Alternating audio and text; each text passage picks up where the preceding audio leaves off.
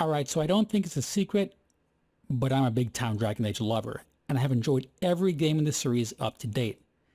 Now, I played the series in order of release from Origins to Dragon Age 2 to Inquisition to now the Veilguard. And I even read some books, in particular Dragon Age Asunder.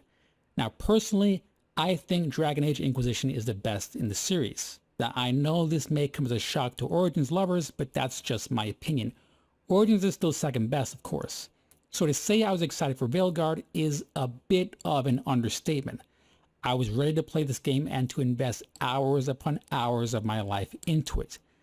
And then I actually began to play Veilguard, and my feelings were...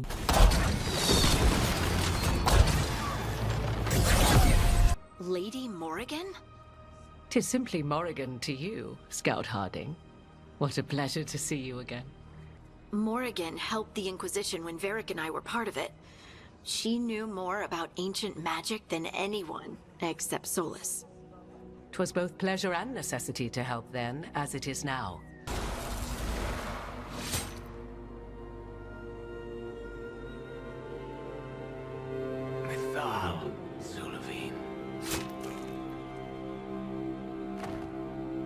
Stubborn fool.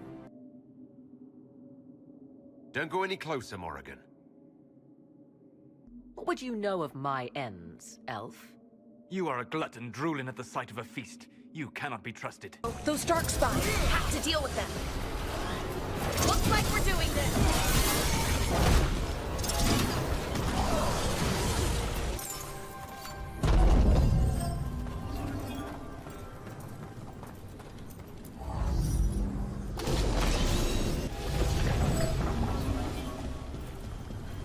Ugh, puzzles. mixed. That's just about the only way I can describe it. And those feelings kept piling up until I knew I would have to make a video talking about the game, because it does produce complicated feelings, which has resulted in the wide range of review scores you see from media outlets. So let's get my view out right at the start, which is something overly long YouTube videos never seem to want to do. Is the game good? Is it bad? Should I buy it? And well, it gets to the title of this video, because Dragon Age the Veilguard is weird. That's the only way I can describe it. Is it a bad game? No, in fact, it's a pretty good game, but I also kind of hate the game. And that feeling is only because I'm a long-time Dragon Age fan, expecting the game to fulfill my expectations of a good Dragon Age sequel. However, if you have no familiarity with the series and you're just looking for a fun, easy, popcorn-pleasing sort of fantasy Marvel-level media, then Veilguard is perfect for you.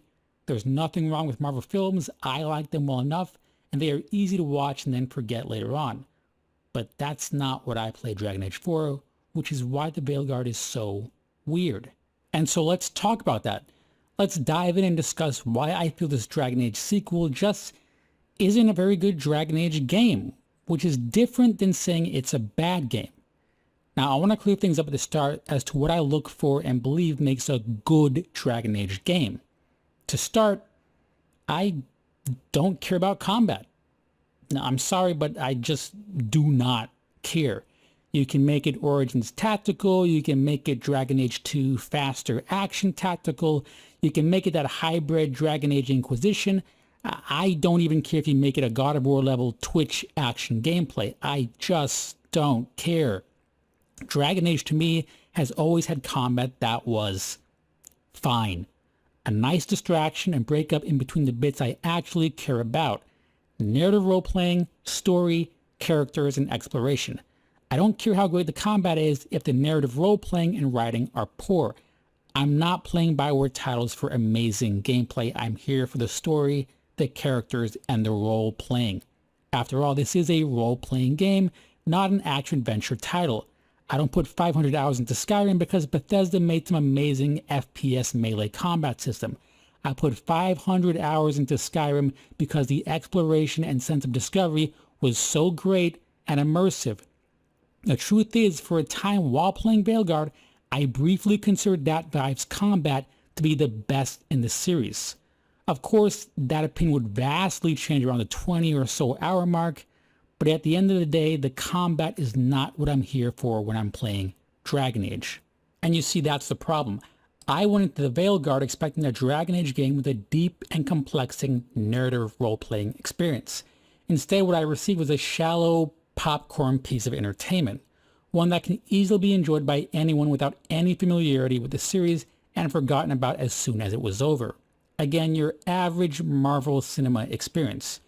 You know, a big end-of-the-world plot with plenty of quippy characters that keep things light, the hero goes on a predictable journey, and the big bad villain who has zero nuance is defeated at the end. Easy to watch, easy to forget, it doesn't break any narrative rules, it's shot competently, it has a soundtrack that serves as competent background noise, the actors give convincing performances with the material given, and it doesn't overstay its welcome. At the end of the day, it's cheap, easy to consume, you can go in knowing exactly what you're going to get. It may not be the most engaging, but it can give you a nice little distraction in your day. On those that just don't want to think, you just want something whose quality is known and is quick and easy to consume. But Dragon Age and BioWare titles in the past have never been this fast food or Marvel experience. While they all occupy the same AAA title space, they were of those rare brands of AAA titles that dared to put more thought into their products, that expect their audience to engage in the content at a deeper level. While movie studios can turn out summer blockbusters like Ant-Man, they can also produce summer blockbusters such as Dune, or Inception, Star Wars, or Gladiator, or The Lord of the Rings. Dragon Age and BioWare has traditionally fallen into that latter camp, producing thoughtful, deep, and engaging AAA experiences.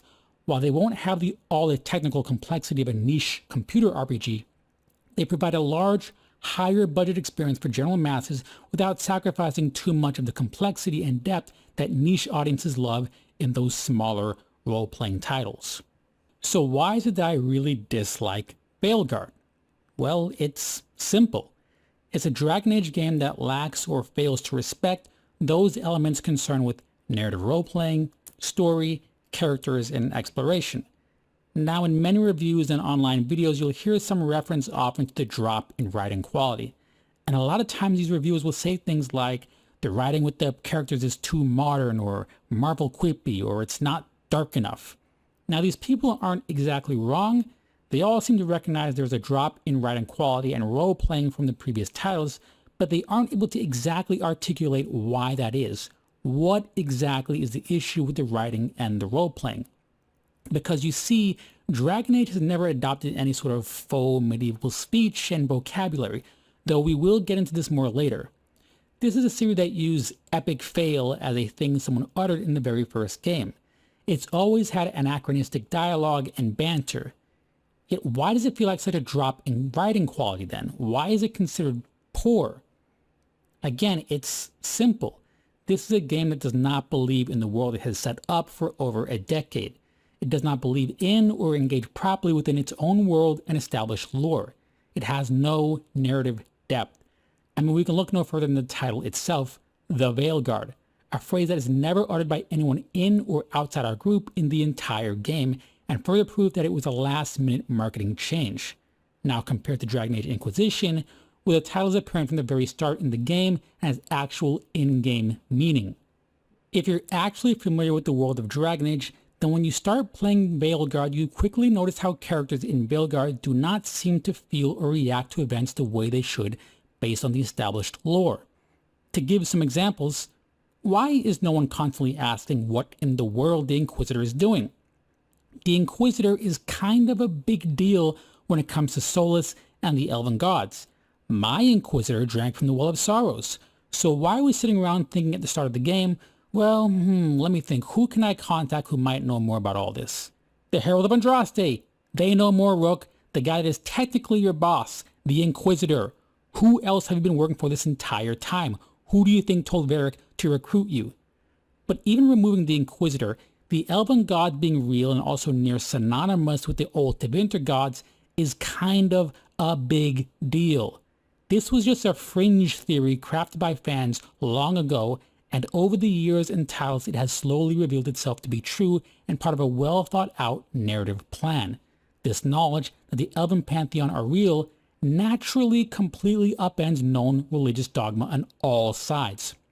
Yet none of the characters in the Veilguard seem to be going through a massive existential crisis. For instance, the Veiljumpers we initially meet were presumably told off-screen about Fen-Harel, as Lace Harding tells us.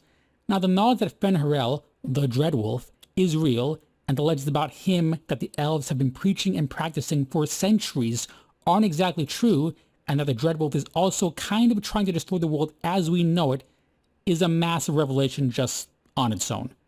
Yet these elves seem to have taken that knowledge in stride. And so, as we're discussing Solus with these Veiljumpers on our first meeting, we reveal to them that two other elven gods have been released, Elgar'nan and Gillenane. And they're just... All right, you stopped Solus. So why is Arleth neck deep in wild magic? Solus was dragged into the Fade when we interrupted his ritual, but something else got out. Someone else, supposedly. Elgar'nan and Gillenane. Mithalanast. Two of the elven gods of old. The Evanuris. Shit. If they're back in the world, that explains a lot. This is just a weird reaction. These two elves have no idea if the fables about those two gods are real, especially when we previously just upended everything they thought they knew about the Dreadwolf. Why are they acting like this is another Tuesday? Your entire religion is wrong. In that same conversation, Strife responds with, just listen. Anything you can tell us about these gods? Solus might be a bastard, but compared to the Evanuris, let's just say they weren't known for being kind rulers. There's a reason Solus led a rebellion against the Evanuris, and a reason he imprisoned them. What? My brother in Anduril, what are you talking about? Elven religion teaches that Elgar'nan was so beloved by the earth that, and I quote, the land brought forth great birds and beasts of sky and forest, and all manner of wonderful green things, and that Elgar'nan fought against the jealous sun that tried to burn the land and all beasts away. The same elven lore that goes on to say that Elgar'nan and Mythal created the world as we know it after defeating the sun and our revered gods. Elgar'nan is literally described as one of the good gods, so why are you assuming he is evil? It's like a Christian finding out Satan, who in this case would be Solus, is real, and then they also learn that Satan is not as evil as they thought. Instead, their rebellion against God is a bit more complicated, only to then be told that Jesus Christ is back too, and then a devout Christian just going, Shit. If they're back in the world, that explains a lot. what are you talking about? Do you even follow your own religion? Do you even know your own customs? Long ago, there were two clans of gods. The Creators looked after the people, the Forgotten Ones preyed upon us. And one god who was neither. Fen-Harel, the Dreadwolf. He was kin to the Creators, and in the old days often helped them in their endless war against the Forgotten Ones. Why were they fighting? No one knows. We barely even remember all their names, let alone who struck the first blow, who was wrong. Fen-Harel was clever. He could walk among both clans of gods without fear, and both believed he was one of them. He went to each side and told them the other had forged a terrible weapon, a blade that would end the war. He told the Creators it was forged in the heavens, and the Forgotten Ones that it was hidden in the abyss. And when the gods went seeking it, he sealed them both in their realms forever. Now he alone is left in the world. The same goes for Andraste and the Chant of Light. It took me 30 hours of playing before one character mentioned Andraste and the implications with the chant. Afterwards, it was never brought up again. Our entire party is seemingly made up of unfazed atheists.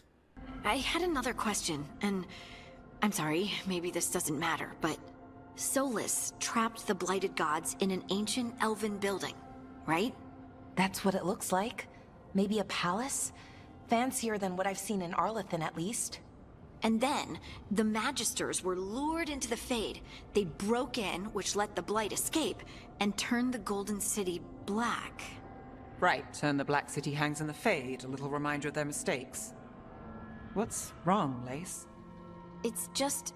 The Chant of Light says that the Maker built for them the Golden City, the center of all creation. But if the Golden City was an ancient elven palace, then the Maker didn't build it. The elves did. The Chant of Light is Andraste's visions from the Maker, but it sounds like it's wrong. You're asking if we just disproved the entire Andrastian faith. Did we? The Maker was never my faith, Lace. But I'm sorry this is hard for you. The Chant of Light has seen many iterations over the centuries. This may simply change our understanding of it. But this was the one I grew up with. My ma still sings the chant, you know? Now compared to something like Inquisition, which explored the aspects of faith and belief hard and was amazing for it, you'd get into great debates with religious figures and party members about the implications of Corypheus actually being a Tevinter Magister of old, and how you talk about what it means towards a religious dogma preached by the Chantry and how much of it can still be considered true. You saw Corypheus. What do you think of his claims of assaulting the heavens? If even a shred of it is true, all the more reason Andraste would choose someone to rise against him. Corypheus said he found only corruption and emptiness. Nothing golden. If he entered that place, it has changed him without and within. The living are not meant to make that journey. Perhaps these are lies he must tell himself, rather than accept that he earned the scorn of the Maker. I know I could not bear such. I'm surprised a Chantry mother wants to explore a temple full of references to elven gods. The Maker is great enough to withstand whatever truths we uncover. Whether these elven gods were myths, or simply aspects of the Maker, they are worth studying. The Dalish clans are struggling with the same thing. What do we keep? What do we lose? Shit. If they're back in the world, that explains a lot. Solus might be a bastard, but compared to the Avenurus, let's just say they weren't known for being kind rulers. There's a reason Solus led a rebellion against the Avenurus, and a reason he imprisoned them. These sort of intense political and religious discussions have been present in every Dragon Age game and were never confined to a single conversation with one party member that definitively resolved the debate. These conversations do not happen in Veilguard because there is no depth to the writing or engagement with the world. The elven gods are evil and need to be stopped. That's it. We don't need to think about the implications this has on Dalish customs and religion. Screw it. All the Dalish are now going to still wear their Valicene slave brand tattoos. Let's forget about Trespasser implying Solus was removing them from followers coming to join him.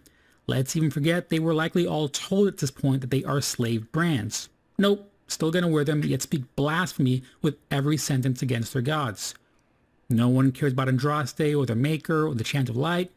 Big deal if these elven gods contradict the overwhelming majority religion in Thedas.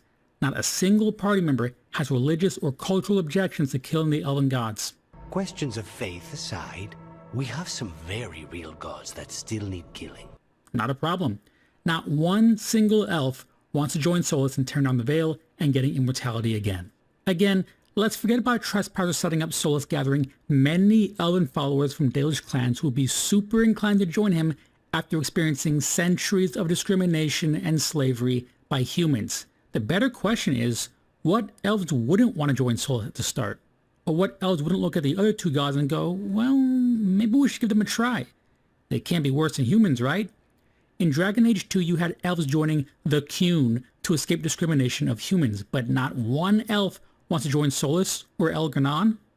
What about those ancient elves in the Temple of Mythal? I guess they all died, right? This extends to every single element of Dragon Age that previously had any depth to it. Any depth in Dragon Age now has been completely removed. Those murdering Antivan crows? Oh, they're just a good Italian mob family that protects their city. Tevinter? Yes, it has poor people, but we're trying to do better. Oh, slavery? No, we don't do that here. The Qun? The what now? No, they are all Antom now, and so that means they are all generic evil warlords. No, they don't even attempt to follow their own hardcore view of the Qun, like when Templars split from the Chantry. They're just warlords now that like plunder. Dwarves in their rigid caste society? We don't do that here. Elves and racism across Thedas? Wait, elves used to experience racism? That's news to me. What's a Shemlin? Never heard of that term. We like all humans. Pirates? Now that is insensitive. We are lords of fortune, and we are sure to return any cultural artifacts we found to their rightful owners. It belongs in a museum after all. The Fade and spirits? Wait, you mean the Fade is different than a generic fantasy spirit world? I'm sorry, that's too complicated here. Once you understand that all narrative depth and moral dilemmas have been removed from the world of Dragon Age, you begin to understand exactly why the Veilguard's writing feels like such a decline from series past, why everything feels so empty and meaningless. And with this base level of understanding of the core problem with Veilguard's writing, we can dive even deeper to really pick at all the issues found in every facet of the story, every character we meet and interact with, and every location we visit and explore. Before we go even further to examine the core story and our cast of characters, let's take a moment to discuss how this lack of depth, or rather intentional disregard of the lore, also extends to the environmental design and character designs, all of which seems to support the fact that developers wish to remove all nuance and edge from the world of Dragon Age, but also seems to reveal the insane time pressure the developers must have been under to release this game, because the Veilguard wasn't developed in 10 years after Inquisition. It was really only developed as a single-player title for, at best, 4 years prior to release, which is honestly not a lot of time to develop an entirely brand new entry on a new console generation. The asset reuse from Dragon Age Inquisition is particularly egregious and is a prime example of the lack of time the developers had when developing Veilguard after the prior multiplayer concept for this next Dragon Age entry was abandoned. For instance, why are the same statues of Andraste and her husband found in Valrio in the last game also in Tevinter and Antiva? Why are those same Fen'Harel wolf statues copy and pasted everywhere? I mean, the exact same asset from Inquisition, and they are even in the catacombs of other elven gods. There are no statues of Elgar'nan, nothing for June or Andoril, Durthamin, Falendin, nothing. No, the only gods or religious figures that seem to get statues are coincidentally the same ones who already had assets created for Dragon Age Inquisition or past Dragon Age titles that could be reused, mainly Fen'Harel, Solus, Andraste, and Mafarath. You'd think Tevinter sculptors would have their own depictions of Andraste and Mafarath. And for as important of a god Elgar'nan was, you know, the one who helped create the world alongside Mythal, that he would also have his own unique statues and mosaics plastered all over elven ruins. Nothing really makes sense. Arlathan, the supposed ruined capital of the Elvenon Empire, still looks marvelous, gleaming. There's gold trimmings everywhere, intact mosaics, a trove of hidden artifacts, and lots of gold. Yet Tevinter never picked these apart when it originally found Arlathan, and no elves decided to loot their own culture, even when they were starving. There are Hala statues, the exact same assets from Inquisition, all around Antiva. Wait, what was that, Balara?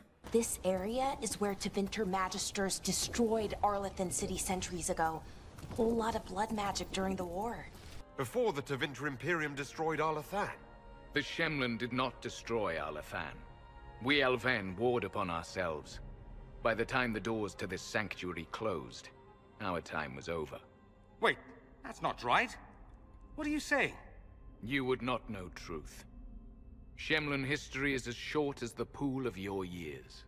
What did the Imperium do then? Are you saying it wasn't a war? The war of carrion feasting upon a corpse, yes. And now? Whatever Solus did stirred up everything again.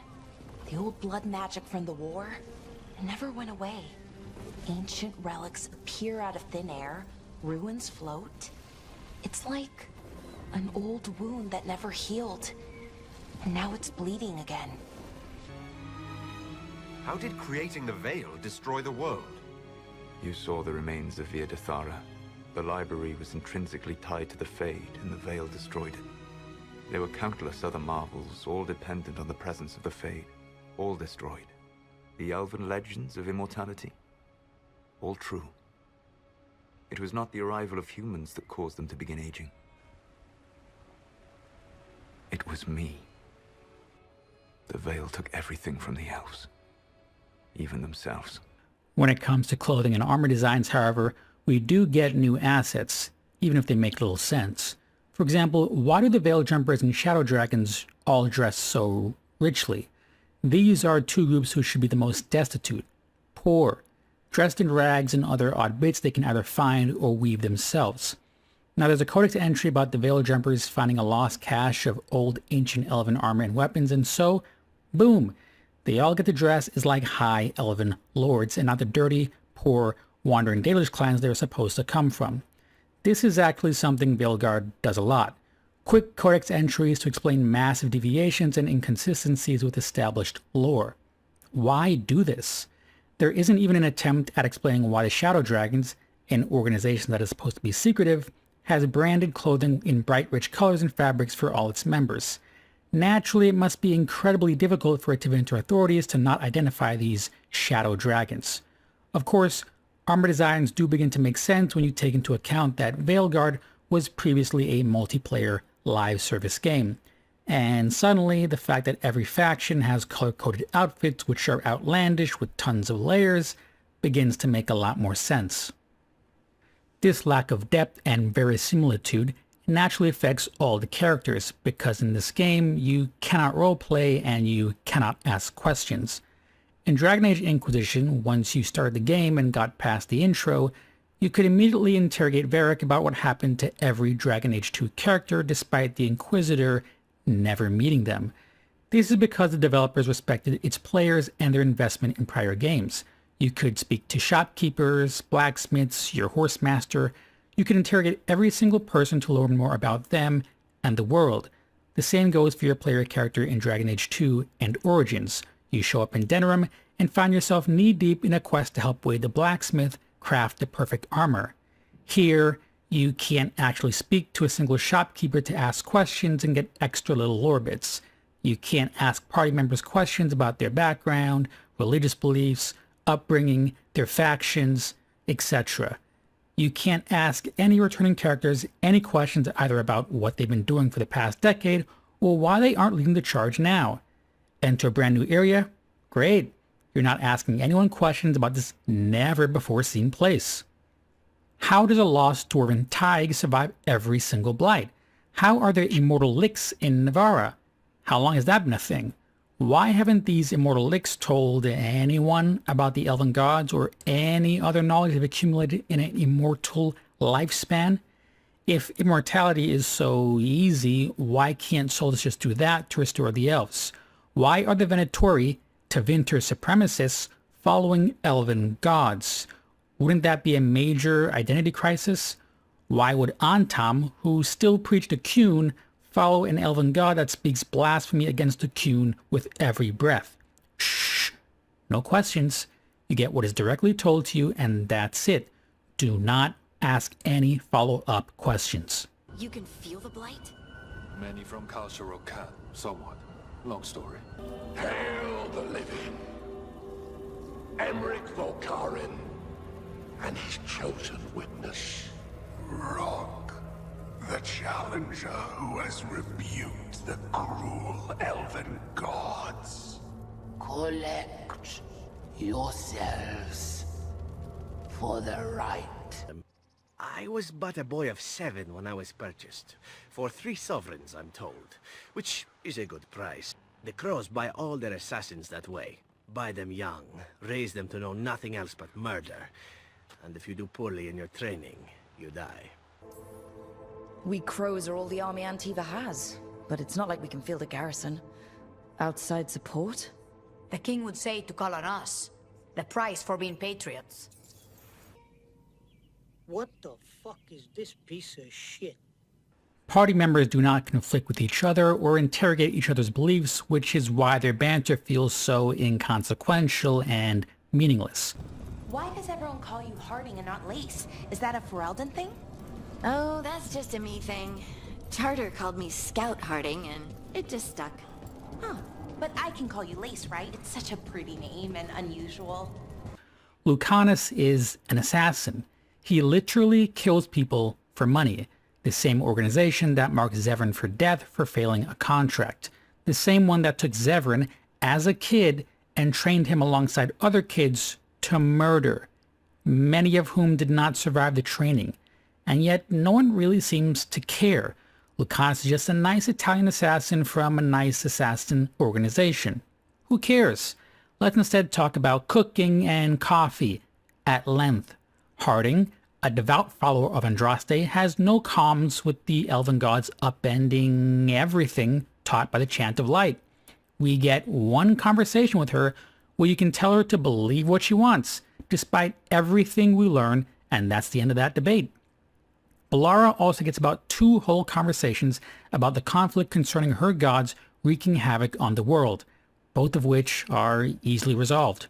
We don't need to think about any larger implications or doubt Balara's loyalty when the Elven Pantheon are seeking to restore her people that have been discriminated against since forever.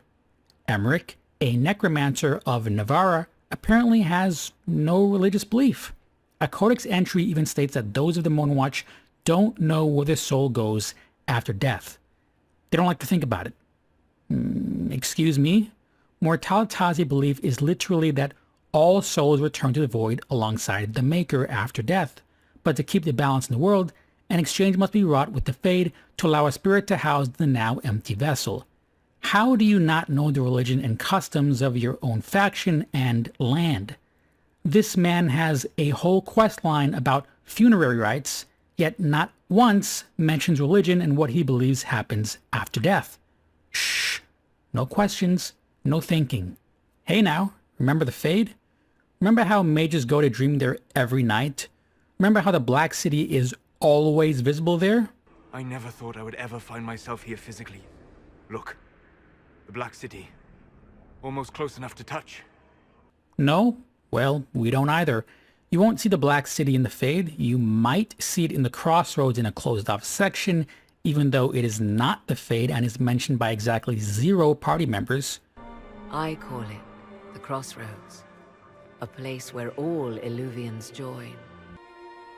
If they don't lead back to our world, then... Places between, like this one. I can describe it no better.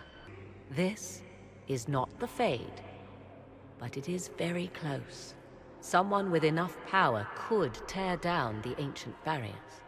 And enter the Fade in the flesh. Oh, we're going to have you physically enter the Fade in multiple quest lines, and no one will think it's a big deal? No, you still can't see the Black City. The Fade is now reduced to nothing more than your generic fantasy spirit world. It has none of the previous rules and lore that bound it before. Demons can bind to non-mages, and we won't attempt to explain it. Solus rules with the Veil, and not a single mage notices a change in their dreams when they sleep at night? No biggie. At this point, I'm starting to ramble, and it sounds like I'm just nitpicking the game to death. But these details all matter. These tiny details collectively make up the world of Dragon Age, and are why longtime fans were so invested in this sequel. But to really drive home Veilguard's failings, I think it's important to go deeper, to really hone in on how each individual element fails or is a complete step backwards, either compared to past entries in the series or other RPG contemporaries. So let's start first with the actual minutiae of writing. I'm referring to the words characters actually use to converse with and communicate ideas. I stated at the start that the writing isn't bad because of Marvel quippiness, which the series has always sort of had. Harding, huh? Ever been to Kirkwall's Hightown? I can't say I have. Why? You'd be Harding and... No, never mind. Ugh. But I was partly lying. Yes, the series has always had some anachronistic dialogue. It has had meme language in its own previous titles. But it was just that. A small joke here and there. For the most part, the series actually tried to use its own older speech patterns. Don't believe me? Well, here's the previous lead writer on all past Dragon Age games, David Gator, stating emphatically that Dragon Age purposefully adopted a pre-modern speech style. Any word in popularity post the year 1900 received severe scrutiny. However, select characters, like Alistair, received a blanket pass for their comedic effect. but again, select instances and characters. For the most part, everyone in past Dragon Age titles adhere to these speech parameters. You are a curiosity to many, Inquisitor, and a matter of concern to some. Am I the curiosity or the concern to you, Your Grace? A little of both, actually. This evening is of great importance, Inquisitor. I wonder what role you will play in it. Do you even yet know who is friend and who is foe? Who in the court can be trusted? It cannot have escaped your notice that certain parties are engaged in dangerous machinations tonight. I thought dangerous machinations were the national sport in Orlais. Of course, all this goes out the window with Veilguard. I think a perfect example has to do with the character of Taash. In the game, she eventually finds her own identity and declares she is proudly non-binary, literally stating, So, I'm non-binary. I have no issues with this sort of inclusivity in Dragon Age. It's what the series is known for. Yet why does that statement sound wrong? Well, it's simple. It's far too anachronistic. It doesn't belong in Dragon Age. In Dragon Age Inquisition, Doran lets the player know he's gay, but he doesn't say, I'm gay or I'm a homosexual. Those terms would not exist in his world. Instead, he says, I prefer the company of men. My father disapproved. And it's these little subtle changes in writing that makes it feel all the more different. We went from, I once breached the Fade in the name of another to serve the old gods of the Empire in person. I found only chaos and corruption, dead whispers. For 1,000 years I was confused, no more. I have gathered the will to return under no name but my own, to champion Wither to Winter and correct this blighted world. Beg that I succeed, for I have seen the throne of the gods, and it was empty. to, I am Elganon, once called Lucicon, and I have returned. Shit. If they're back in the world, that explains a lot. Taash isn't an exception, she's the norm. Pretty much everyone in the game speaks with modern speech patterns, all meant to be as easy as possible to understand for new players that don't want to think or engage with older and more arcane words. It's the equivalent of watching The Lion King as a means of consuming the story of Hamlet. They're not the same, I'm sorry.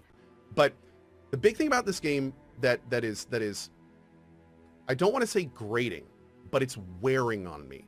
And the big thing about this game that's wearing on me a little bit is the quality of the writing. It's incredibly unnatural, it's very forced, and it's very basic. And where in previous games, I would look forward to characters talking to each other or telling me bits about the world, I kind of dread when it happens in this game because it feels so homogenized, basic, and frankly like I'm being talked to like a child. They're constantly just, they're not adding to the scenes when they talk. They're making sure you know what's going on. They're making sure you understand it. It's basic dialogue designed to deliver information, not to deliver an immersive narrative experience. Thanks for letting me babble, by the way. And I think that's one of the biggest problems with this game. The dialogue in this game is not immersive dialogue. It is vehicular dialogue. And that is the term that I would use for Dragon Age Veilguard.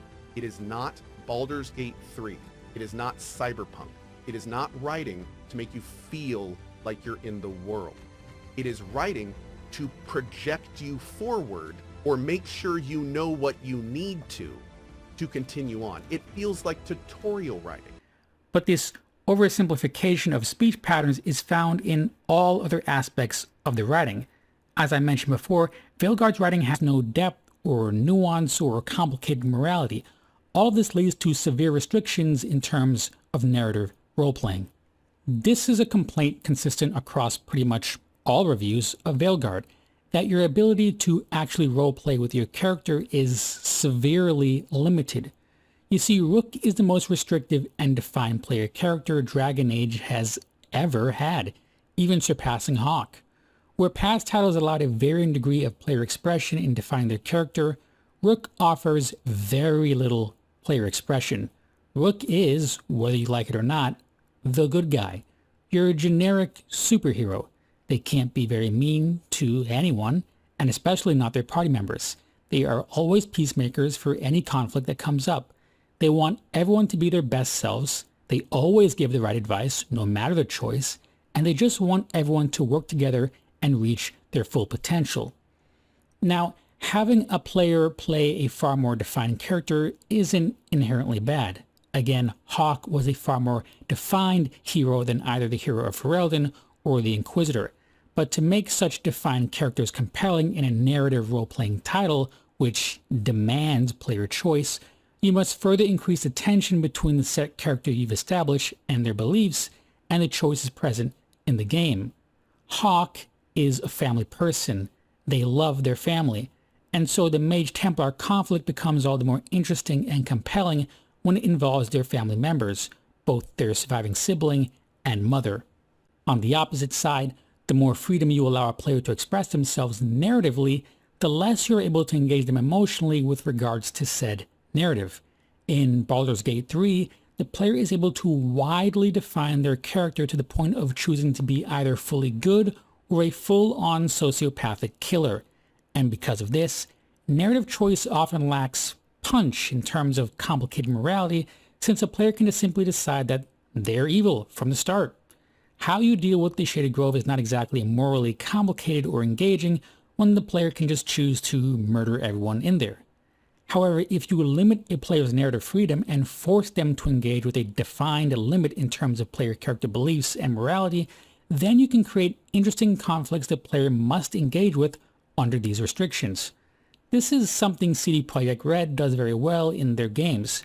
Both the Witcher series and Cyberpunk feature heavily defined main characters of both Geralt of Rivia and V, and yet players can feel decidedly attached to their Geralt or their V because of the moral choices presented in the game, choices which, despite their outcome, do not deviate from the constraints defined within the main character. For instance, Geralt is a good person, period. He may act gruff and cynical, but he is a good person. He's never going to kill an innocent person for fun. He's never going to insult a friend for absolutely no reason. Whether you like it or not, Geralt's best friend is Dandelion, period. Whether you like Dandelion or not, Geralt considers them a friend. Yet, The Witcher 3 is so compelling because it routinely places Geralt in circumstances which test his character beliefs and morality, with often no easy answer. In an early side quest in The Witcher 3, you can take on a Witcher contract to drive out a monster plaguing transports coming over a bridge which can lead into Novigrad. If you take up the quest from the guardsman at the bridge, he notes that if we fulfill the contract, he will provide us with a pass needed to cross the bridge. Simple. Kill the monster, get the pass and some gold, and go on your way. But, as it turns out, there is no monster, just elven rebels, Scoia'tael. They have been killing the transports and stealing their food as a means to survive, and so you have a choice. Let them go, knowing they've killed these transport soldiers and will continue to do so, or fight them to uphold the law and enact justice. Whichever you choose, you have to go back to the guardsman and tell him what happened. Even if you choose not to fight the elves, you can decide to inform the guardsmen they are the ones responsible for the transport shipment killings. If you reveal the truth to the guard, he'll announce that they'll start rounding up non-humans to execute in retaliation and hunt down the rebel elves. He will also reward you with nothing beyond some token gold, if you didn't kill the elves. No pass is given. If you kill the elves and tell the guard, he will give you gold and the pass. But again, he makes clear that some light genocide will be occurring. If you let the elves go and don't tell the guard, you are rewarded with nothing. No gold, no pass, but perhaps an easier conscience. Quests like these stick with me to this day. There is no easy answer to this quest line. Each side has justifications for what they are doing, and Geralt has limited power in what he can change. After all, he's just a Witcher. You're just forced to make the best choice you believe within the confines of Geralt's character. There is no option to just be evil and hate all non-humans, making a choice of genocide easy within the character you're role-playing. You have to grapple with Geralt's own beliefs as you make these choices. In Dragon Age Inquisition, you must choose between letting the Bull's charges die to secure a treaty with the Qunari, or allowing them to retreat, saving their lives, but dooming the treaty alliance with the Qunari. Again, there's no wrong choice here, and any choice will have severe effect on the character of the Iron Bull. Choosing whether to let apostate mages go as Hawke in Dragon Age 2, as they describe the horrors of circle life, can be difficult, especially when you learn they are blood mages and there is more to their escape than they initially let on. Can murder and blood magic be excused when seeking to escape your perceived imprisonment? Again, no easy answer. In Veilguard, these choices do not exist. There are simply no real moral choices in the game that deepen the character of Rook and their role-playing experience. While we are presented with few choices in the game, they are all false choices with no complexity to them. Whether you let the mayor of Demeter's Crossing go or not isn't exactly a hard-gripping choice, and plays no long-term effect on your character or how characters perceive you. And the morality itself lacks complexity, especially as we later learn how powerful Elganon's mind control really is. Honestly, there is simply no way the mayor could have resisted. They're innocent. Choosing between Minrathous or Treviso is another false choice. This is the equivalent of a red M&M or a blue M&M. There's no real moral tension underlying either choice. It's just an arbitrary choice between two cities, the result of which is one party member becoming angry at you for a time. While we dive into companion quests fully in a bit, they all appear to want to end with the same choice. But again, they're all false choices with zero moral complexity. Do you let the Griffins roam free to guard Olathan Forest or serve the now noble Grey Wardens? Does Nev become Batman or Superman? Do you encourage Bellara to learn more about ancient elvish secrets or let the past die? These choices are all simplistic, often leading to one preferable choice, but never anything actually interesting or compelling. Everything will be fine regardless of which choice you pick. No matter what, the Griffins will be okay and happy with your choice. Bellara will love you regardless of what you tell her to embrace, and Neve will always be a hero to Docktown. Again, you're just choosing if she prefers to be Batman or Superman. Meanwhile, in Dragon Age Inquisition, I intentionally allowed Empress Celine to be murdered by Duchess Florian so I could place Grand Duke Gaspard on the throne and end the Elysian conflict while having a large influence on the new Emperor going forward. And this choice is not obvious or easy. Every player has different reasons that can justify how they resolve the Halem Sharal Ball. No answer is clearly right, and all of them are messy. Even if you let all the leaders live and force a power-sharing agreement, the game makes very clear this will likely only delay an outbreak of civil war again between the factions. Thus, being too pacifist can be argued to provide the worst result. You see, despite having the most defined protagonists in Bioware history, we are never actually forced to engage with Rook's defined morality and personality traits. In fact, it could be argued it would be best if all narrative choices were removed from the game. I mean, truthfully, what would change if you weren't allowed to pick Rook's responses? I imagine very little, since all responses adhere to that same defined character, good guy hero who's always doing the right thing, which is never in question. Let's take the time now to move on to talking about our companions a bit more in depth. I'm not going to spend my time tearing apart each and every companion because that could be a whole video in itself. Instead, I'm going to peel back further the commonality of mediocrity found across all companions and their respective quests, while focusing on a few select companions. I said it before, but one of the main failures for all companions is their lack of friction either with Rook or other companions. No one really cares that Lucanus is an assassin. There are no religious conflicts between an Androstian like Harding or a Dalish elf such as Bellara. No conflict between someone like Bellara trying to embrace deeper elven history and Davrin, a former Dalish elf who seems to not care at all about Dalish history. There is very little friction in terms of Emmerich's role as a necromancer or Taash's role either as a dragon hunter or Lords of Fortune. Any friction between characters is extremely mild and typically presented and resolved in one easy scene with our chief human resources manager, Rook. Emmerich is upset Harding wants to travel light on a road trip. Harding is upset Emmerich is bringing too many books. Well, why don't we both learn from each other? Harding, you allow Emmerich to take a few key books. Emmerich, you just stop trying to prepare so much and just enjoy the outdoors. I hope we all learned a valuable lesson in today's episode. Tune in next week, kids, when we learn to respect each other's cultures with Emmerich and Taash.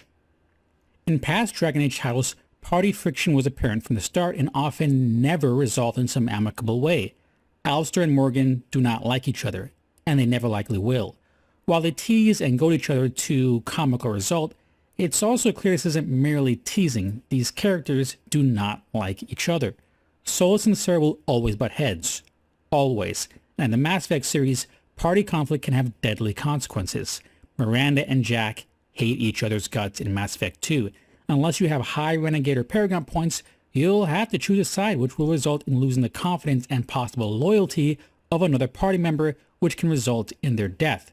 And unlike Rook, even when there is a "let's all work together" button, the response isn't that of the human resources manager during mandatory training, but of a real human being expressing their frustration with both characters and declaring they don't need to like each other to just do their jobs for the mission. My opinion is the one that matters. You two keep a deck apart at all times. She can't be trusted, Shepard. She'll jeopardize the whole mission.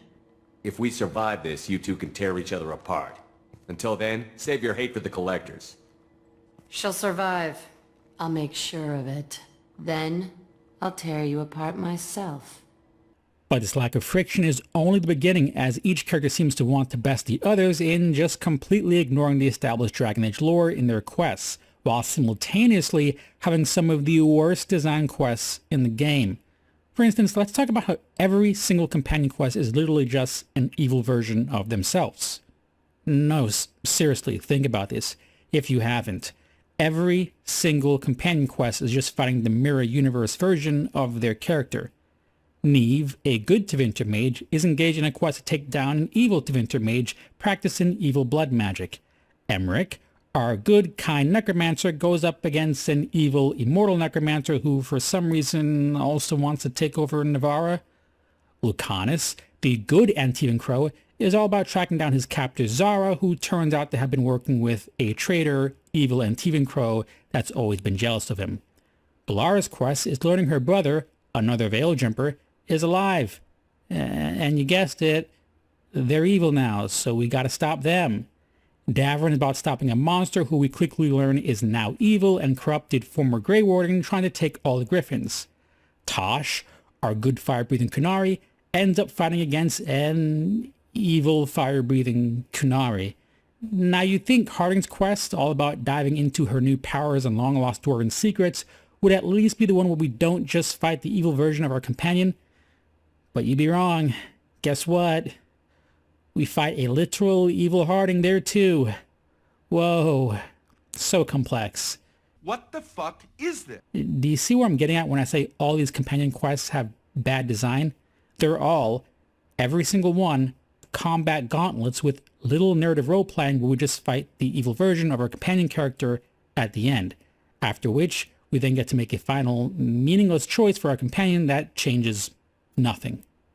In Inquisition, I helped Dwayne reconcile with his father regarding his past treatment and abuse due to his open homosexuality, and I didn't have to fight an army of demons to reach his father to have this conversation, and didn't have to fight his father at the end as some big evil boss character. With Commander Cullen, I helped him break his lyrium addiction, allowing him a freedom he hasn't known in a long while, and allowing him to help other Templars who wish to make the same choice. Or you could force him to continue to take delirium so he remains an addict. I didn't have to fight like 100 evil Templars to make either choice. I helped Leliana grapple with her faith and role as a spy and assassin. I decided what to do when Blackwall revealed himself as Tom Rainier. In Dragon Age 2, I encouraged Isabella to become a better person and return with the stolen Kunari book during Act 2. In Mass Effect 2, I pretended to be a playboy thrill seeker in a club to help Samara track down her serial killer daughter and never had to pull out my pistol once. In that same game, I tracked down a shitty politician through the backstreets of the Citadel wards in order to prevent their assassination, and then suddenly became a police negotiator to talk down the assassin from killing the individual. Again, all without shooting anyone in the face. Veilguard's companion quests aren't just boring narratively, they are boring mechanically as well. Every quest starts with and ends with the sword. It's all combat, all the time. Everything is accomplished at the end of a sword blade or mage's staff. Every quest can be resolved through physical might. Now let's talk about specifics. I could go to great lengths tearing down Taash's companion quests, but honestly her character seems to draw a lot of easy hatred for Veilguard. Like every Veilguard hate video has their face on it screaming or something. Get it? Because they're like woke and screaming. So I'm not even going to go there. I mean, it's pretty terrible, but you already know that. I'll just say that having an entire companion quest about discovering your self-identity and explaining that your parents, only to end with the player effectively telling you which side of your identity you should embrace, is a bit, I don't know, conflicting. So let's look at Emmerich instead, a quest which starts off seemingly interesting enough by having us go through a funerary rites session with Emmerich as he blathers on about his fear of death. And while I'm glad we aren't engaging in waves of combat for once, it's all just empty writing. Emmerich, a chief Mortalitazi necromancer, is afraid of death. But we can't exactly question why, after all, as a Mortalitazi of Novare, he should be a devout Drostian. Thus he should know his soul will return to the Maker after death, and thus, theoretically, have no fear of dying. Yet Emmerich seems to have no religious belief, which is fine so long as this is adequately explored. A Mortalitazi that doesn't believe in the faith of the organization could be an interesting avenue to explore, as what is preached and what his research has revealed, conflict, causing a fear of death as he cannot believe in the chant of light and the Maker and fears his soul will forever be lost after death. But this never occurs. Emmerich just continues to talk around death and spirits without ever going into any detail regarding religious doctrine or belief. And then the quest quickly devolves into the standard fight with the evil version of our companion before ending with the reveal of the immortal licks, which, I mean, we discussed this. This makes no sense. These licks have no place in Dragon Age. It's just generic Dungeons & Dragons fantasy ripoff. Speak of Vios and Axas. I have come from Navarra as a voice for the dead. Welcome them, and they will serve your cause. We are the caretakers of the grand necropolis of Navarra. For the treasured relative, we usher a spirit of the Fade into the void of their mortal form. It honors them both. But when enemies threaten the living, we turn death into a weapon of war, instead of merely the result. You're saying you can bring the dead back to life? Of course not. The souls of our departed cross the Fade to be with the Maker. The body is left empty. Then what is it that you do? In the Grand Necropolis, we would usher in a displaced spirit of the Fade, eliminating imbalance. But this is war. Every battlefield has one thing in abundance: death. I turn the bodies of enemies into weapons against them. We do not manipulate the living. We make use of the dead. Is the magic I use doing harm to spirits? No, not spirits, not demons. Pieces of them. Bits that could become. A fraction of a fragment of a figment. Not enough to be, but the bits that could be, you break.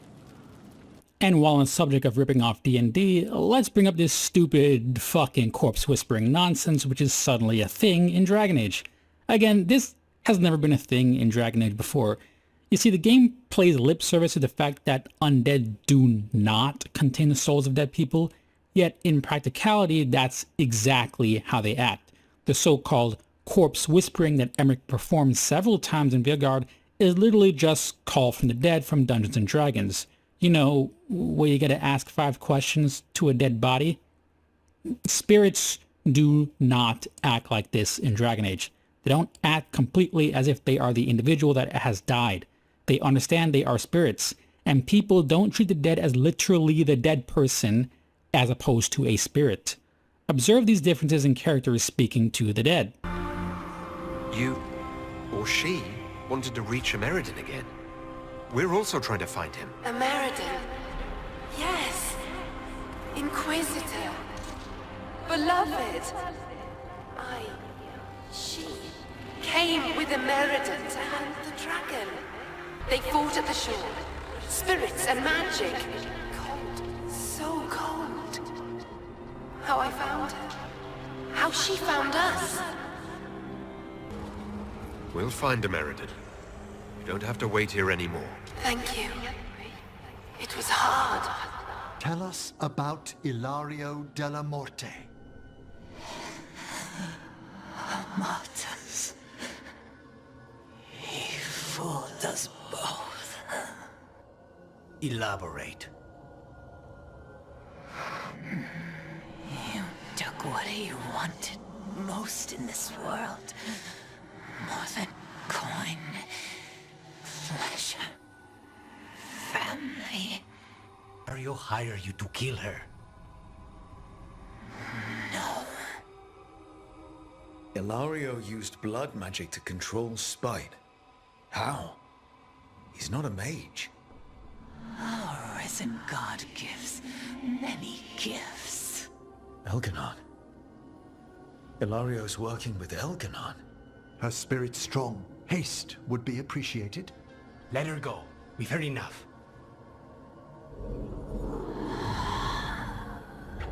This game can't stop breaking the lore to replace with generic fantasy rules. Next up is Nev, probably the most boring companion character, who suitably has probably the most boring companion quest of them all. You see, as bad as all the other companion quests are, they are at least trying to entice you with little lore reveals. Now, each of these lore reveals will turn out to be woefully underwhelming, but they at least exist to draw you in initially and provide little twists. Oh, Balara's brother is alive and working with a Forgotten One. How exciting! I wonder what they're all about. Wait, the monster Davern is chasing is a former Grey Warden. I wonder what their story is. Lucanus has a demon inside him.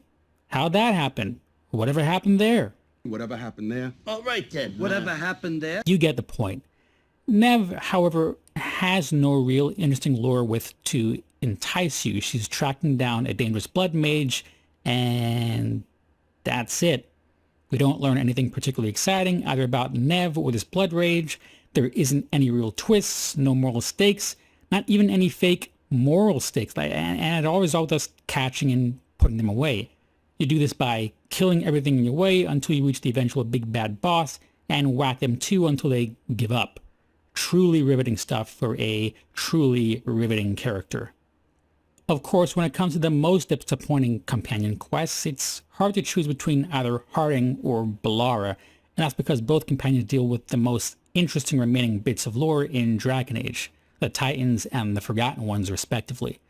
Prior to Veilguard, they were both pretty vast gulfs in terms of lore information, leading to tons of theories and speculations. Why were the Forgotten Ones locked away? Were they radically different than the Evanuris? If they were so much worse than the Evanuris, what were they up to? And then we do Balara's quest, and it's just a guy in a bunny mask who just acts like a generic evil mage. How fun. What about the Titans? What are they all about? And what's the deal with Red Lyrium and stone magic? It was elves. It's just the elves. It's always the elves. Red Lyrium is the same as the Blight. It's just the dreams the elves suffered from the Titans. That's the reason for the Blight. That's why Lyrium is red. No more questions. That's it. We're done. Go home, Harding. Yeah, I don't think I need to say any more. Let's just move on. I want to talk about combat briefly before wrapping up with the final bits on the live service design, soundtrack, and overall lore simplification. I know I said at the start I don't really care much about combat, but that doesn't mean I can't criticize the combat as given. I said before, I don't care if it's turn-based, or tactical, or frantic action, as long as it's decent, has some depth to encourage role-playing in multiple playthroughs, and doesn't overstay its welcome. I'm on board. And yet, somehow Veilguard fails here as well, providing arguably the worst combat in the series.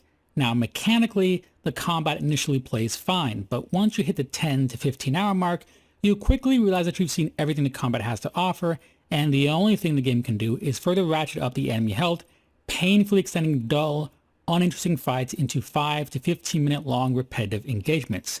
As you no longer have to think about managing different party members, setting up tactics, or just the joy of just experiencing different classes through your companions, every single fight is the same. You enter a room, the next room or courtyard is likely blocked off, you destroy the 3 blight boils or red Cryllium crystals, and you move on into the next room and do the same thing. Eventually a sub-boss enemy with a super inflated health pool will appear, you kill them, and you move on. Rinse and repeat for 80 or so hours. This quickly becomes an incredibly boring slog, as I highlighted earlier, once you understand that Veilguard's primary mode of engaging you in this world is through its combat. Any task given to you by any quest giver is almost certainly going to involve lots of combat, requiring you to engage in the same tactics over and over and over.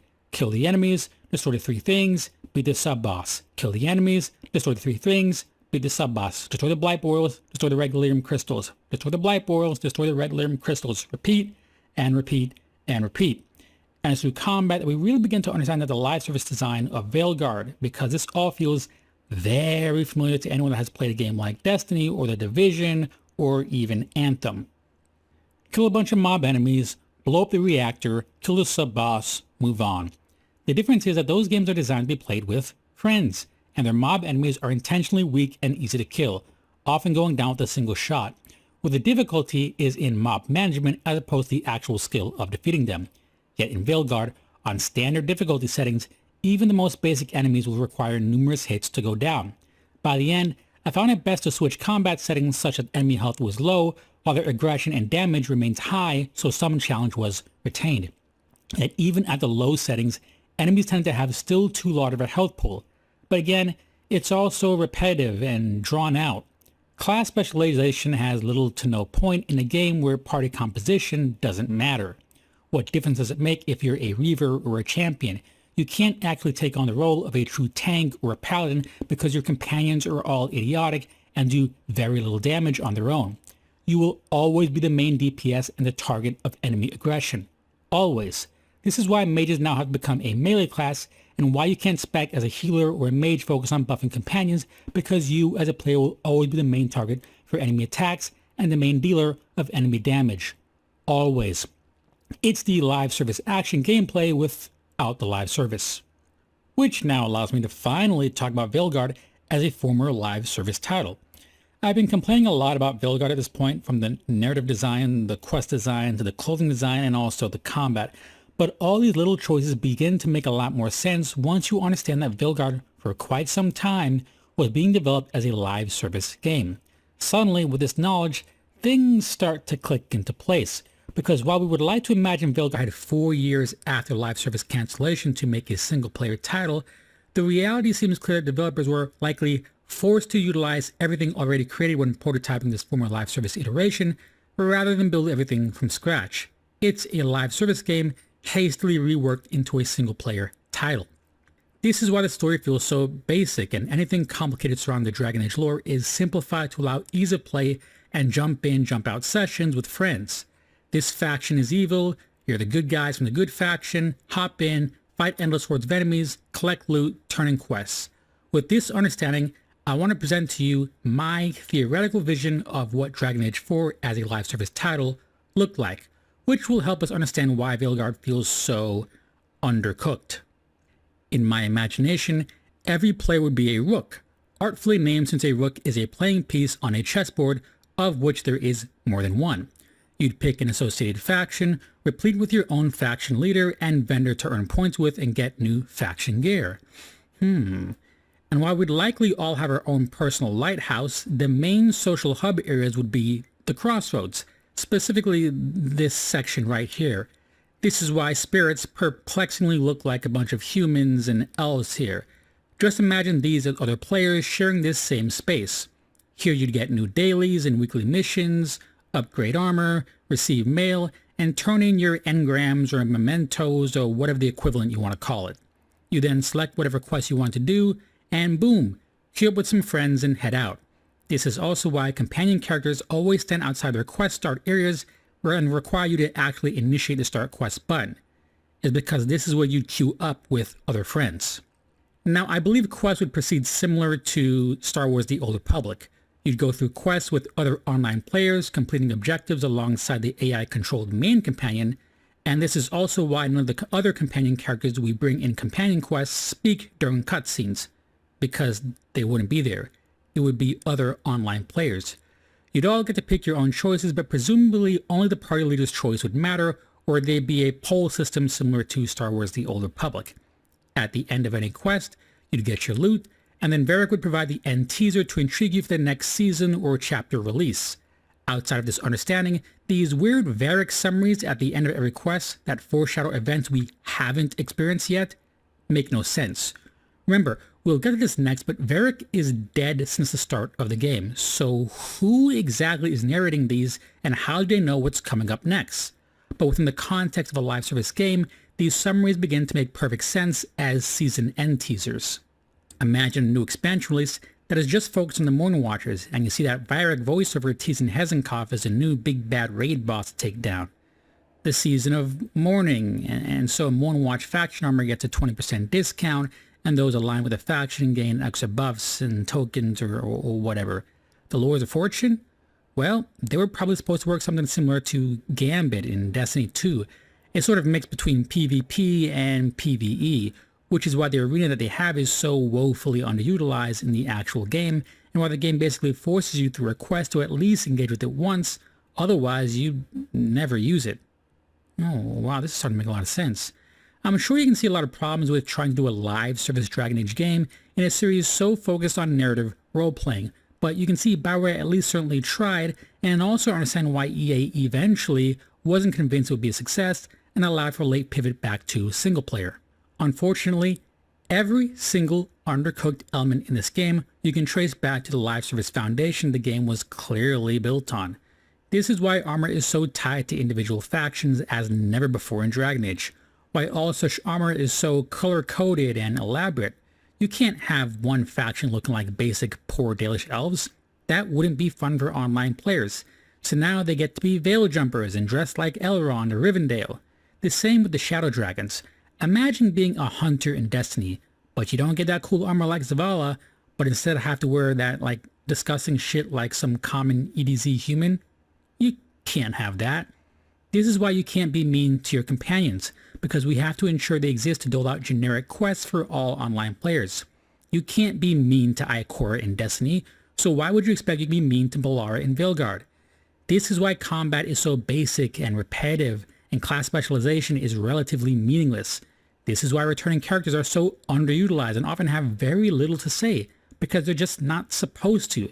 At best, they would have been positioned as leaders for each respective season of content. You know, the season of the Veil Jumpers, and then Morgan appears to temporarily serve as a faction leader for this season, just like, say, the Spider appears as a major character in the Forsaken DLC, or the Season of Plunder. He gives out little quests, new gear awards, said a little cryptic crap when you talk to him, or rather he talks at you. You can't converse with merchants and vendors, because you can't do that shit in Destiny. They just occasionally say weird little things at you. You know, like Xur. What the fuck are you, Xur? And this is why the loot system is so goddamn horrendous, offering the same weapon at different levels. You know, like Destiny. And of course, this is why there is so much asset reuse, because they had no time to actually make unique assets for Veilguard. Much easier to just grab and reuse things from Inquisition. Oh, you thought they were making a single-player RPG from scratch in just 4 years?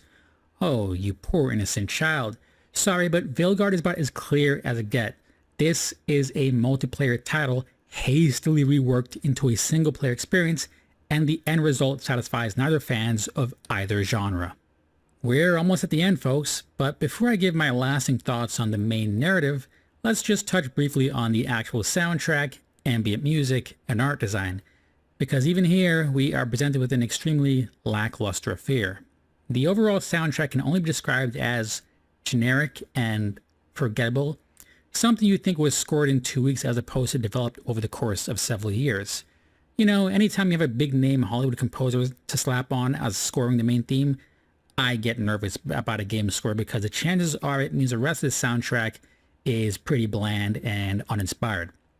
The main score by Hans Zimmer is just, again, forgettable and generic and hardly evokes Dragon Age. Just compare it to past main title scores.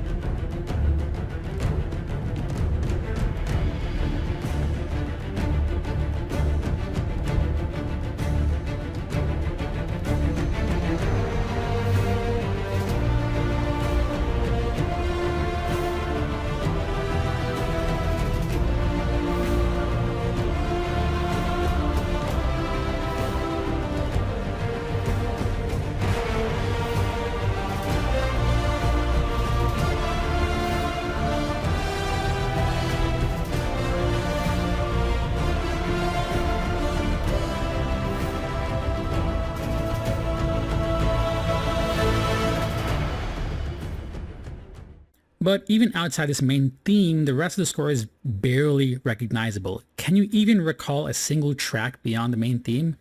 I would play the game for hours at times and think, wait a second, is there even music playing? Of course, just like physical art assets, Veilguard isn't ashamed to replay past Dragon Age tracks when needed to really sell a dramatic moment, as it recognizes its own score is insufficient.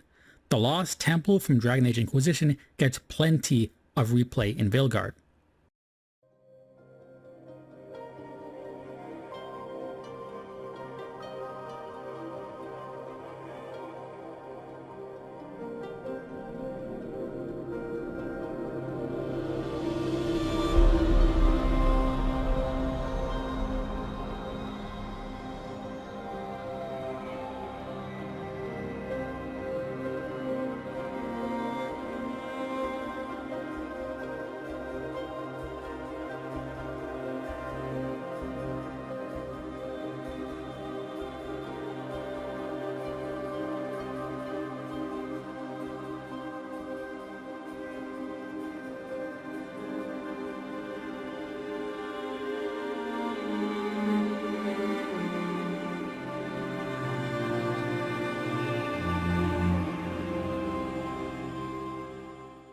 And Sarah's song is just absent-mindedly played in places like Tevinter for no reason.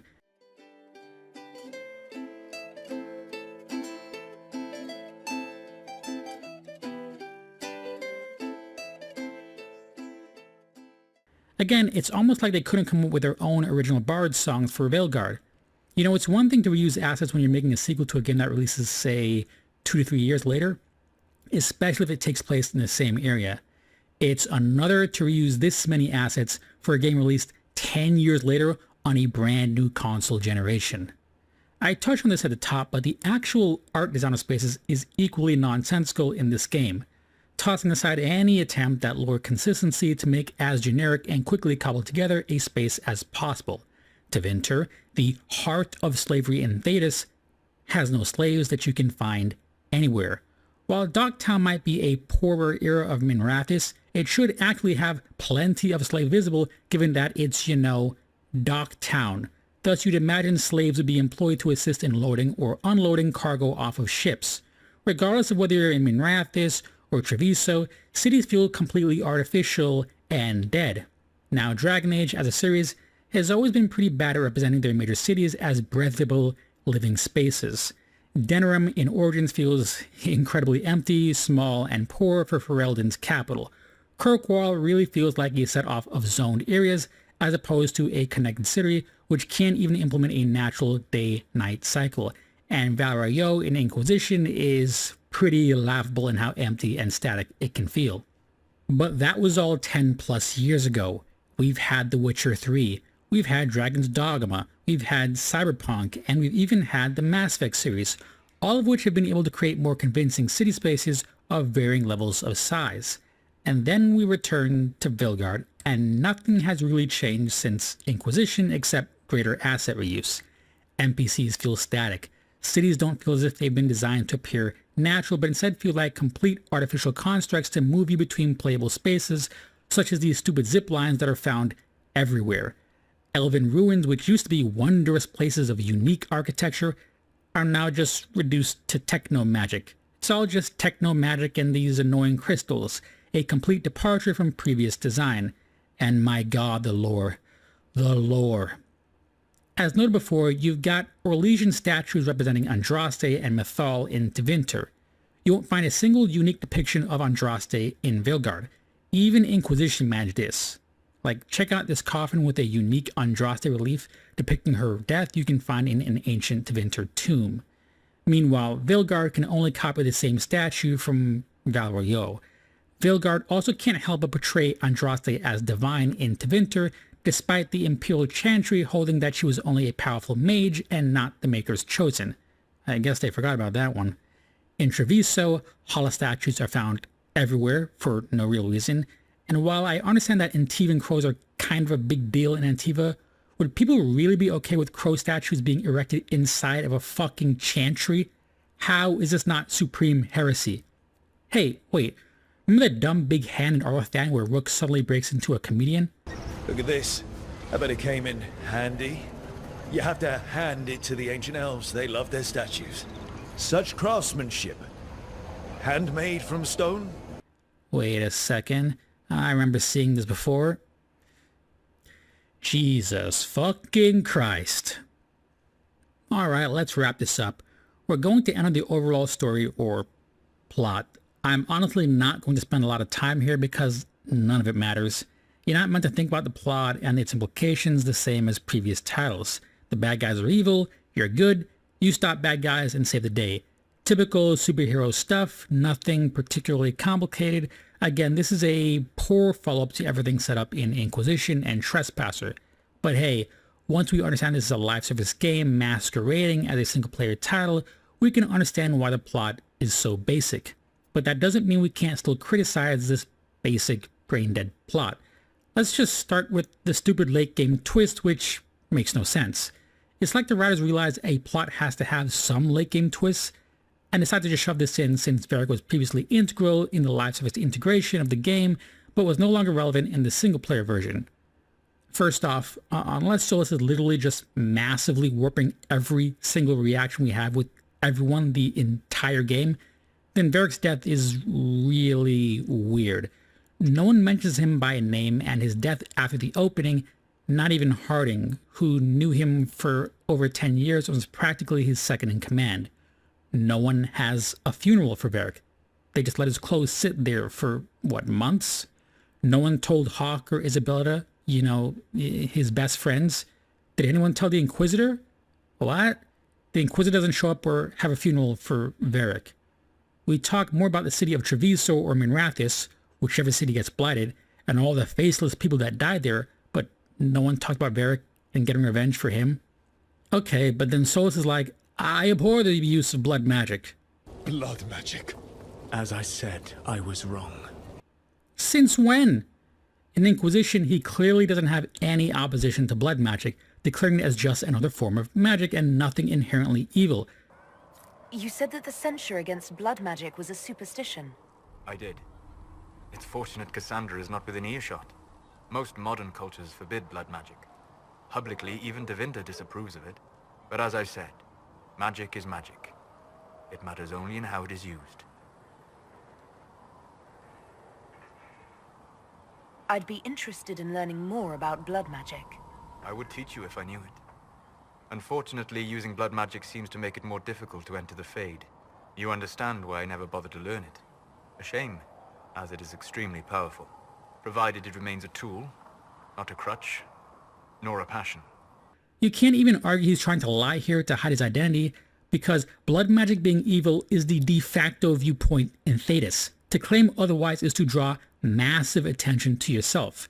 Yet now, Solus abhors blood magic, but still uses it to influence us through Veilguard for some reason, even though we're going to save the world anyway, regardless of Veilguard encouraging us to do so. Yeah, it's pretty dumb. But what I really want to talk about is the ending itself and the effective reboot of the Dragon Age franchise. You see, the developers took this game to effectively wipe the slate clean with prior Dragon Age titles. Yeah, everything you did in the South and all the past titles, that was all meaningless. Everyone is probably dead alongside every organization. Orlais and whoever you put on the throne, gone. Ferelden with your King Alistair, gone. Kirkwall, remember how we set up Knight Commander Meredith's return? Yeah, well, forget about that. She's gone. Kirkwall is gone. Orzammar, yep, they're gone too. Wiped clean. Everyone is probably dead. King Alistair, Gaspard, Selene, King Balin, the Jarl of Redcliffe, the Divine. Everyone's dead. Probably. The Circles, the Templars, that whole conflict. Yeah, they're all dead. Don't worry about it. I mean, it's weird no one in this game reacts to this wholesale cleansing going on down south outside of these letters from the Inquisitor. Shit, I think Harding would at least carry her home and all her friends are dead or dying. Oh well, doesn't matter. Kind of feels like they're trying to reboot Dragon Age so a future title can just do whatever they want with the lore as opposed to actually trying to explore this destruction in the game, right? Yeah, most definitely. If we get a Dragon Age 5, you can bet it will have very little carryover in terms of any previous Dragon Age lore. I'm getting off point though. I want to talk about the end and specifically Solus's goal, which is to tear down the Veil and bring the Fade and the natural world as one once again. Alright, so outside of the seeming destruction this would initially cause, why exactly is this a bad thing? It's not like the game makes the argument that humans and dwarves would just automatically die if the Veil came down. I mean, we can walk through the Fade physically as a human, a dwarf, a Kunari, or whatever without issue. So, what's the problem? Remember, the Veil is unnatural. The natural state of the world is for there to be no distinction between the Fade and the physical world. The game can't even tell us if humans existed in this world prior to the creation of the Veil. So again, what is the harm? You see, the game reduces Solus's goal of removing the Veil to purely his desire to restore elven immortality, as he views elven natural deaths as his fault. But that was only one part of his reasoning in Inquisition. Rather, he makes very clear that he views the world and the people inhabiting it with the Veil as diminished, the equivalent to a tranquil, cut off from their dreams and emotions. I awoke in a world where the Veil had blocked most people's conscious connection to the Fade. It was like walking through a world of tranquil. We aren't even people to you. Not at first. You showed me that I was wrong. Again. He talks about a world where spirits can be used to grind mills or transport goods and coexist peacefully alongside physical beings, each benefiting from the other. Imagine if spirits were not a rarity, but a part of our natural world. Like a fast-flowing river. Yes, it can drown careless children, but it can also carry a merchant's goods or grind a miller's flour. That is what the world could be if the Veil were not present. For better or worse. It's not simply about immortality. It's about restoring the natural state of the world and the people within it who he views as harmed by the Veil.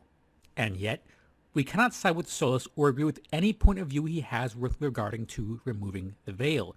We're supposed to just accept, without any real evidence, this is bad. You see, this plotline is a bit similar to Season 2 of Avatar: The Legend of Korra. In this season, the main antagonist is Korra's uncle, who seeks to open a permanent gateway to the spirit world, which he views modern society as neglecting and harming through their actions. In the end, Korra manages to defeat her uncle and obtains the power to close the gateway into the spirit world, returning everything back to the status quo. And yet, in a shocking twist, she agrees with part of her uncle, while disapproving with his methods, and instead opens up a permanent gateway into the spirit world, allowing spirits to enter freely into the physical world. And through this action, humanity must come to terms with and coexist with their new spirit companions, whom they have a symbiotic relationship with. This is because Korra realized the benefits of everyone having a deeper connection with their spiritual side. Unfortunately, Veilguard is not even on the same level as the Legend of Korra. Bringing down the Veil is evil. Nothing good can come with having a deeper connection to the spirit world or spirits. Sorry, Cole. And so, Solus must be stopped or convinced to be stopped and restore the barrier between the two worlds. Thus, the status quo remains, while at the same time the Blight has totally reset the entire world of Dragon Age, so we can just make everything even simpler and generic in future titles. What a wonderful story. So, what do we have when all is said and done? Well, we have a decent generic fantasy action game, not a role-playing game. An intentional attempt by the developers to remove all edge and complexity from the world of Dragon Age in place of a very simple, easy to understand world with not much depth beyond what you see. You don't need to think, just play and have fun. After all, this was a live service game. You're meant to be able to jump in after months of inactivity and immediately queue up and have some fun with friends or alone. Every internal conflict or convoluted aspect of this world is removed for the masses for relaxing consumption. But I wanted to play Dragon Age. I wanted to get into intense religious debates with party members as known lore is completely upended. I wanted to debate Elvish clans deciding to join Solus or the other gods due to their treatment by human society. I wanted to debate the ethics of necromancy with the mortalitazi of Navarro's crypts. I wanted to see Tevinter react to a real push for anti-slavery, and I actually wanted to see slavery in the slave capital of the world. I wanted to butt heads with the Antivan Crows and call them out for the murderers that they are. I wanted to see the Black Divine and debate the Chant of Light with them. I wanted to speak to the Archon of Tevinter and see how they felt about Venatori's past efforts in Inquisition. I wanted to actually debate Solas and his underlying goal, not spout generic, heroic platitudes at him. We got none of this. I got a game that is pretty much disrespectful of its own world. I waited 10 years for this? Why even bother if this is the result? They may as well have just killed every single previous character we ever knew, including Solas, off screen, and started anew with this game. And that's pretty much what they did. Everything you did in the past games, well, that was pointless. Everything, everyone, and every organization that existed in the South is likely dead and destroyed. And now Dragon Age can become what they wanted, a generic fantasy IP. But I just wanted to play Dragon Age. That's it. Thank you for listening if you made it this far. I promise you there was so much more I could have gotten into, but the script is way longer than what I initially wrote and when I initially posted it on Reddit. I really could keep going, but at some point, enough is enough. Again, thank you for listening all the way. This really is just my heartfelt goodbye to Dragon Age. Now, if you'll excuse me, I may just do another playthrough of Inquisition. I mean, what's another 70 hours to my already 500 plus hours, right? Goodbye. 6 years ago, we were on the stage with you at the 2014 Game Awards, accepting the Game of the Year for Dragon Age Inquisition. And since then, we've been imagining new ways to use next-generation technology to bring the world and characters of Dragon Age to life. We're still in early production, but we thought it was time to give you the very first look at how BioWare's passionate team of developers are crafting this very special game. For a really long time, so I've got to see it grow up and turn from a company of 35 people to a company of more than 300 people. There's amazing people in the industry. There's amazing stories to be told with other people. I love that character so much. It's awesome. We're very experimental here at BioWare, so we're always coming up with new stuff. We're always trying to improve, innovate, and bring new characters to life for our players and fans to enjoy. The world of Dragon Age really has got it all. It's got frontier stories, it's got mystery, it's got hard-boiled detective stories. And of course, it's all wrapped up in kind of a fantasy setting. You really feel like you're the hero in the Dragon Age world and you're saving people. Dragon Age to me is a wonderful world to play in. I am really excited about the future of Dragon Age. This is an original world, original flora, original wildlife, original architecture. That makes it fun to explore and discover. In the next Dragon Age, we get an opportunity to see new things, new places, and interact with people who lived and grew up in these spaces as well. For the game we're working on now, we want to tell a story. What happens when you don't have power? What happens when the people in charge aren't willing to address the issues? The things that you can expect in the next installment are going to be stories that focus on the people around you and the friends and family you make. Something that we'll be able to look forward to in Dragon Age is a really close relationship with game characters who really become real for you. We want characters to either be loved or hated. One of the best examples of that is Solas. Half the community wants to kill him, half the people want to marry him, and another part want to do both. They call me the Dread Wolf. What will they call you when this is over? BioWare and EA has been one of the forerunners in using motion magic technology, and that makes it way more realistic when you're looking at the characters and the way they walk and move and interact in the world. Players want that suspension of disbelief that this wonderful collection of digital pixels is actually a living, breathing soul. No, it's okay. That's the good kind of rumble. I actually design bosses. I help with the creature design team as well. So I do all of the big threats that you have to go up against. Nobody dies on my watch. For the Wardens! Choice is a big part of what Dragon Age is as a franchise. The decisions you make can affect change in the world. Decision making can mean that a party member lives or a party member dies. And it means owning your outcome and reactivity to the choices that you do make. I just love the possibilities that Dragon Age offers us, and I'm excited to explore a lot more of them. To me, that potential is what gets you up in the morning. It's a fantastic opportunity every time.